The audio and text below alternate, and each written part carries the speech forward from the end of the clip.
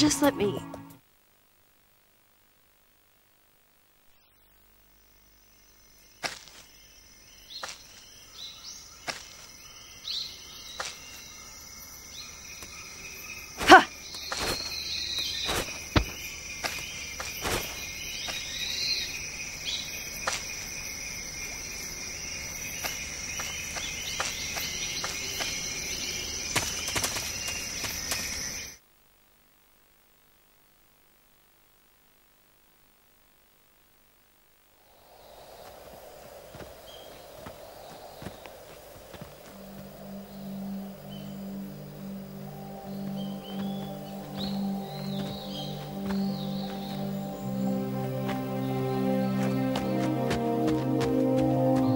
Come on, Snake.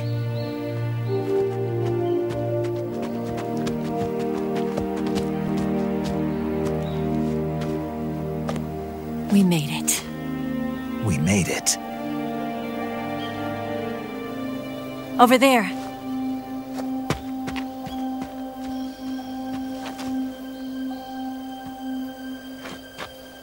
It's the boss, isn't it? I'll go get the wig ready to take off. Right. I'll leave you two alone. But come back in one piece, okay?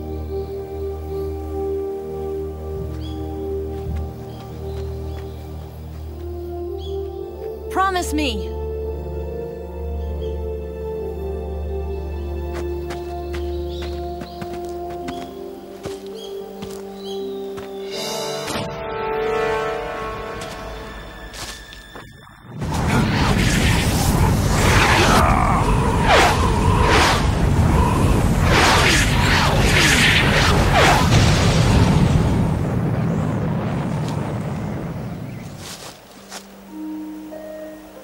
Life's end.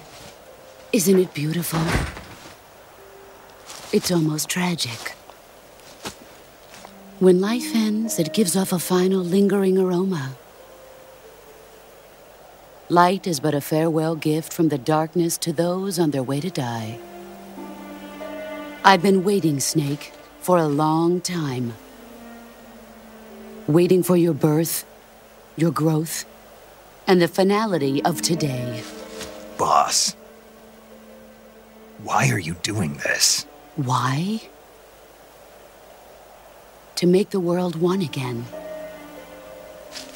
The world used to be whole. But with the end of the Second World War, the philosophers began to fight amongst themselves, and the world was torn apart. The Cobras, my comrades who trained and fought alongside me, were torn apart as well. The foibles of politics and the march of time can turn friends into enemies just as easily as the wind changes. Ridiculous, isn't it? Yesterday's ally becomes today's opposition. And this Cold War? Think back. When I was leading the Cobras, America and Russia were fighting together. Now, consider whether America and Russia will still be enemies in the 21st century. Somehow I doubt it. Enemies change along with the times, the flow of the ages, and we soldiers are forced to play along. I didn't raise you and shape you into the man you are today just so we could face each other in battle. A soldier's skills aren't meant to be used to hurt friends. So then what is an enemy? Is there such a thing as an absolute timeless enemy? There is no such thing, and never has been. And the reason is that our enemies are human beings like us. They can only be our enemies in relative terms. The world must be made whole again. The philosophers must be reunited. I will devote my skills to that purpose. And with the Colonel's money, I will achieve that end. Just as I once created the Cobras. They are my family. I may no longer be able to bear children, but I still have a family.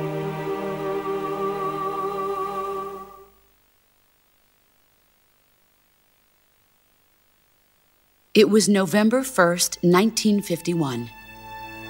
I was in the Nevada desert participating in atomic testing.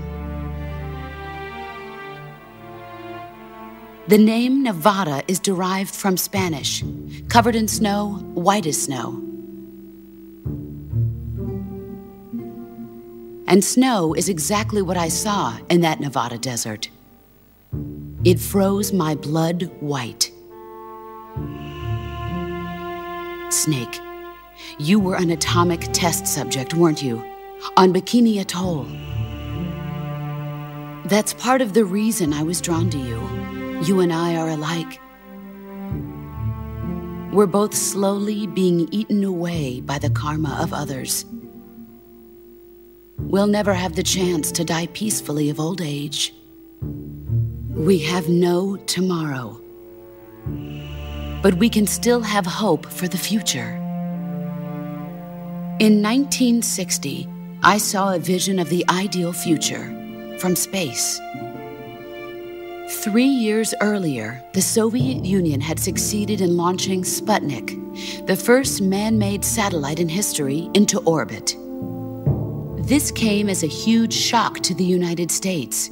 In response, America threw everything it had into its own manned spaceflight project, the Mercury program.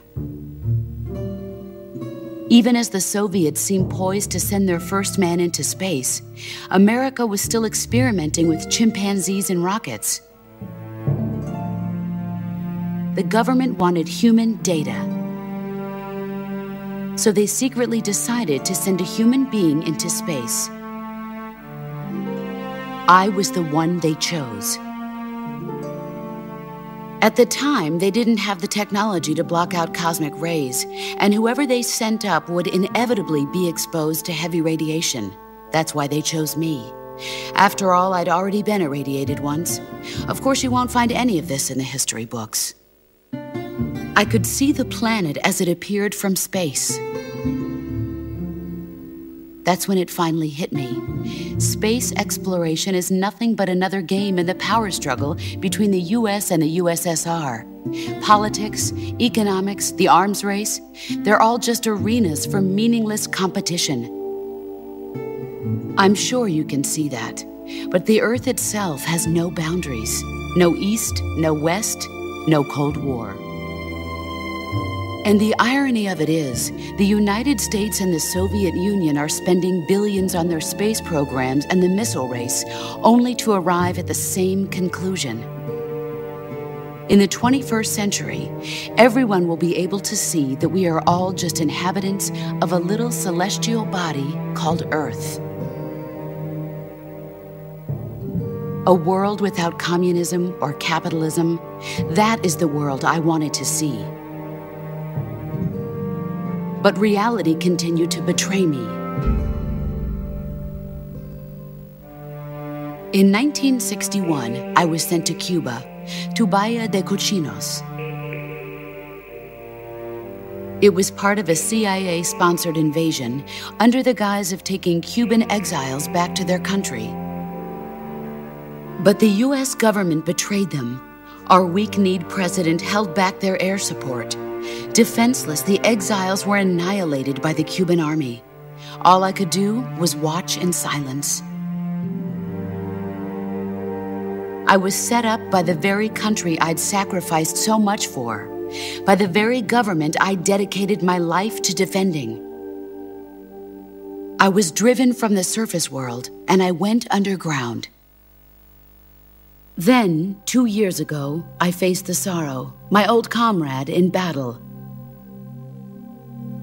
He was my friend. But one of us had to die. I was left with no choice. The Sorrow gave his life for me.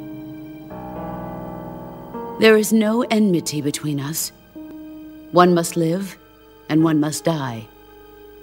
That was the mission. The ones who gave me that mission were the philosophers.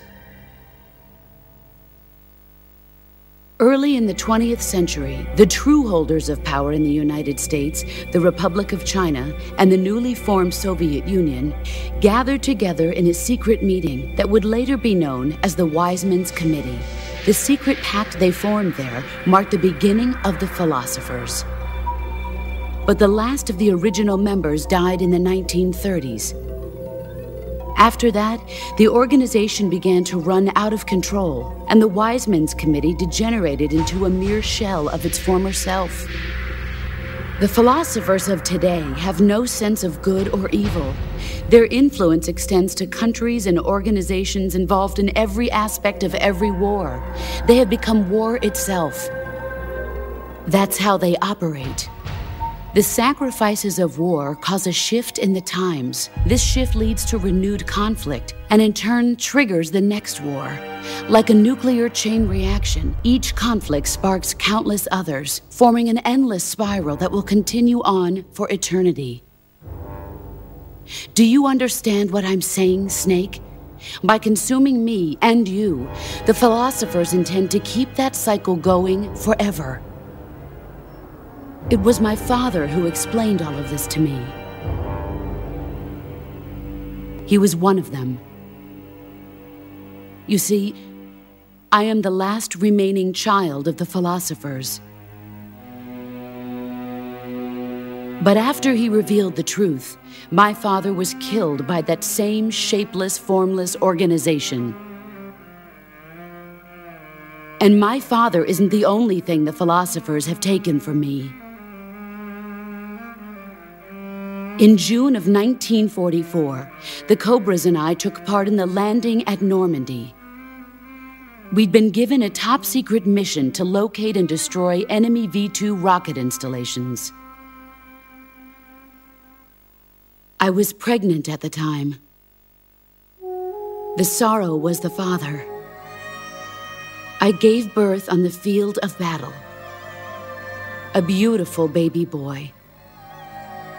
But my child was snatched away from me by the philosophers.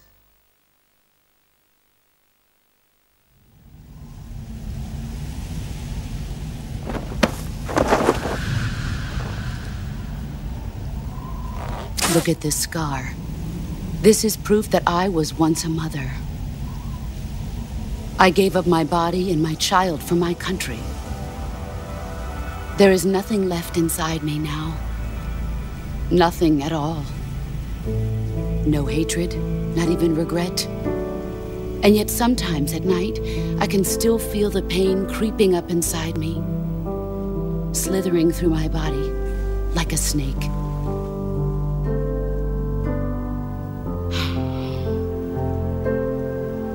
I've never talked this much about myself before. Thanks. Thanks for listening to me.